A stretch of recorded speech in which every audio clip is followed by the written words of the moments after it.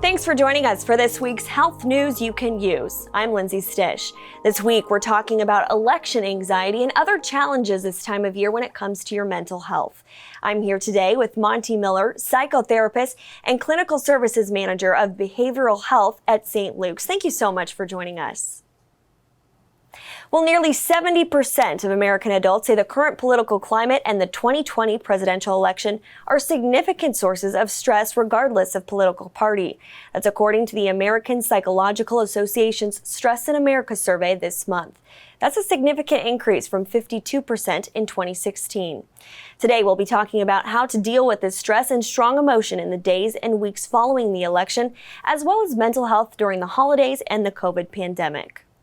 While we may see court challenges and issues in the different states in the days and weeks following the election, what are some ways to handle that uncertainty and prolonged anxiety? Well, we are going to have some challenges, I believe, after the election, because obviously someone's going to be disappointed. So I believe that we got a plan to be disappointed, and that since we are going to be disappointed because one of our parties is not going to win, so we need to be able to plan on being sad and having that time of being sad and grieving and being disappointed, but then also looking at deciding that what we do have control over and what we don't have control over. There are so many things in life that we cannot control, and that there are a lot of uncertainties in life.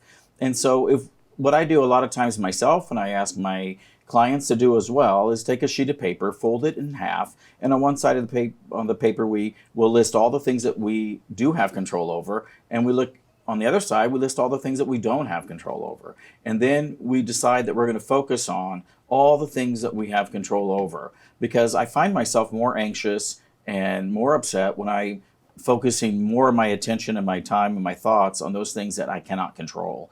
And then I can decide, okay, I'm not going to put my attention on that anymore. And I'm going to start focusing on what I can control. And then I start putting action on those things.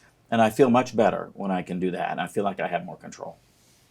Well, you already spoke to this a little bit, but no matter who's the winner, there are, of course, a lot of people on the other side disappointed with the results. What are some other healthy ways to process and cope with this stress and these high emotions?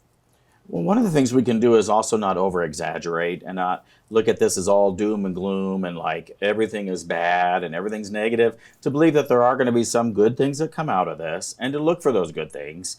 It's also a good time for us to start planning ahead and looking for some of the positive things that we can do with friends and family. It's also something that we can do is de-stress on purpose, is to be purposeful and intentional about exercising and eating healthy and finding ways to exercise and start jogging or walking, or maybe doing deep breathing exercises and mindfulness exercises and yoga, meditation, spending time with friends, playing with our pets and our animals, journaling, maybe keeping a gratitude journal.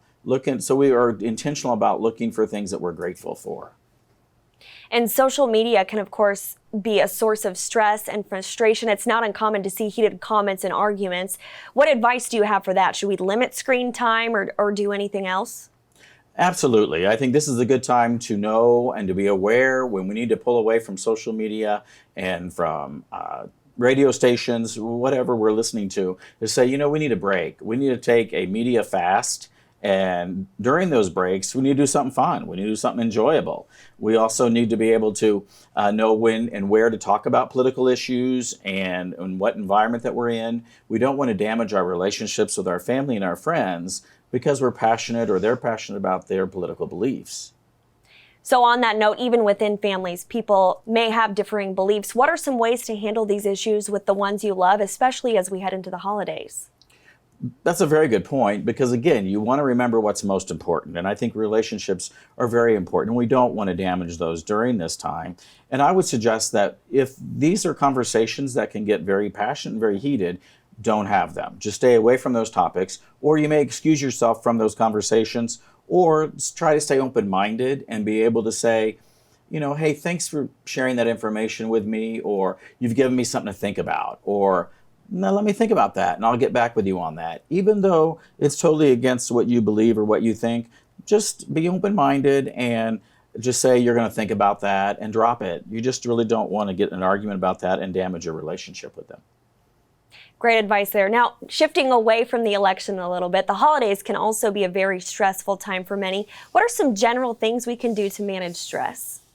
Well, for the holidays, I think you want to plan ahead, because oftentimes if we don't plan ahead, we end up saying yes to a lot of things. And so you want to be able to say no, that's going to be too much for me. I don't want to get overburdened with a lot of things. Also, you want to ask for help. Don't think you've got to be the one who has to do it all, or be the one who has to be the host or the hostess for everything. Make sure you ask other people to bring things to your holiday parties and festivities. Maybe you want to know your limits and be able to respect your limits and be able to say, no, I don't want to be overworked and exhausted to where I can't enjoy the holidays as well. Maybe you want to shop early, do a lot of shopping online this year, and do that early so you get your gifts back in time to be able to get them wrapped and get them ready for the holiday season early, so you won't have to be doing that at the last minute. You also want to clearly state your boundaries with your families and friends so they don't expect you to maybe do what you've always done in the past. Doesn't mean everybody will be happy with those boundaries, but I think it's important that we set some healthy boundaries. And the holidays can also be a time of grief for those who have lost loved ones. What can we do to support others who are going through a tough time? That's a very good point, because, definitely with COVID this last year, we have lost a lot of people in the United States due to COVID. So I think our country is grieving as a whole, as well as individuals who know people and family and friends they've lost because of COVID. And I think it's real important that we make sure that we don't avoid the topic. A lot of times we just don't want to bring it up because we don't know what to say. And I think sometimes it's okay to say, hey, I don't know what to say, but I know that you're hurt and you're wounded and you're grieving right now. And I'd like to know what I can do to support you. A lot of times people at the holidays will do different things to recognize the person who is no longer there. They may make a particular special Christmas ornament in memory of them and put it on the tree, or put it somewhere around the house. They may make a special Christmas dish that was always their favorite dish. They might also make sure they share special memories about that person, pull out photo albums. They may set a certain place at the table, light a candle, do something that makes sure that they do recognize that the person is gone, and also ask the person what they would like them to do to recognize that the person is gone, so they're not kind of invading some territory that's really painful for them. Yeah, those are all great ideas. Well, speaking of COVID, as we go into the 8th month of the pandemic and cases continue to rise, many people are experiencing COVID fatigue.